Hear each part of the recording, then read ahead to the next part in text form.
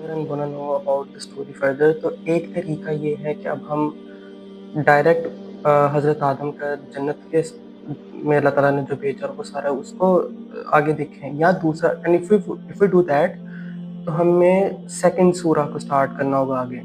But if we want to study के जब वो सारा कुछ हुआ और शैतान ने सजदा नहीं किया तो उसके बाद अल्लाह और शैतान के दरमियान क्या बात हुई थी, then we have to study the seventh सूरा। And usually the devil tries to get inside our head and now we'll try to get inside his head. उस टाइम पे इसके साथ and we'll try to understand इंशाल्लाह कि उसके साथ उस टाइम पे हुआ क्या था और वो हमें किस तरह से हमारे साथ माइंड गेम्स खेलता है.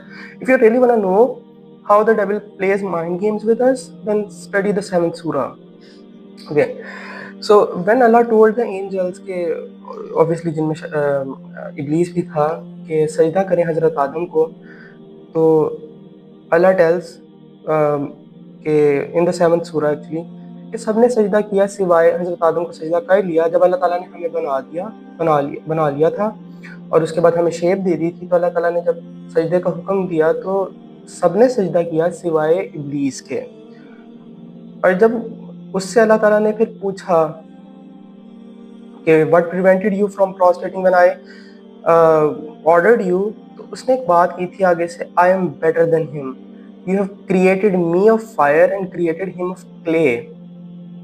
You no I am think about it, you have created me of fire and you have created him of clay. हालांकि पीछे स्टोरी में हमने ये बात देखी थी कि अल्लाह ताला ने सिर्फ ये तो नहीं बताया था कि अल्लाह ताला ने हमें सिर्फ क्ले से पैदा किया, सिर्फ क्ले से हमें बनाया है.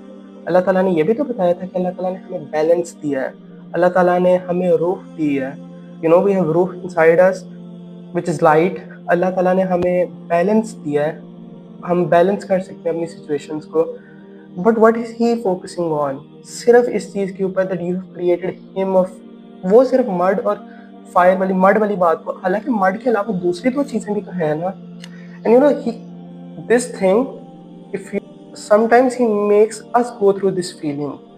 हमारे इर्द गिर्द इतनी ब्लेसिंग्स होती हैं, अल्लाह ताला ने हमें क्या क्या कुछ नहीं दिया होता, बट वट वो हमें ना सिर्फ उस एक चीज़ के ऊपर रखता है, तो उसके मतलब की होती है. So you know for example you don't have something and your friend और समबडी यू नो, उसको अल्लाह ताला ने वो चीज़ अता की हुई है, अल्लाह ताला has given you so many blessings, लेकिन वो आपको सिर्फ एक उस चीज़ के बारे में ऑब्सेशन में ले जाके और नाशुक्रा हो सकता है अल्लाह का कर दे आपको कि मेरे पास वो चीज़ क्यों नहीं है. When he said that I'm better than him, वो अपने अंदर ये तकब्बुर भी था. But you know here's one more thing, हज़रत आदम को कोई मुकाम मिल रहा है, इससे उसको आग लग रही है, उसको अपनी वर्थ कम होती हुई फील हो रही है, right? And many a times he makes us go through this thing. You know, you might have heard people saying I'm worthless. हालांकि your worth is so awesome कि हज़रत आदम जो हमें भी obviously हम सबकी तरफ से वो एक रिप्रेजेंटेटिव थे, तब हम इतने awesome है कि तमाम फरिश्ते इंक्लूडिंग इब्लीस अल्लाह के यहाँ हमारा ये मुकाम है कि वो सब हमें सजदा करें. But what he makes us feel is कि हम तो worthless हैं. At times he makes us feel this, right?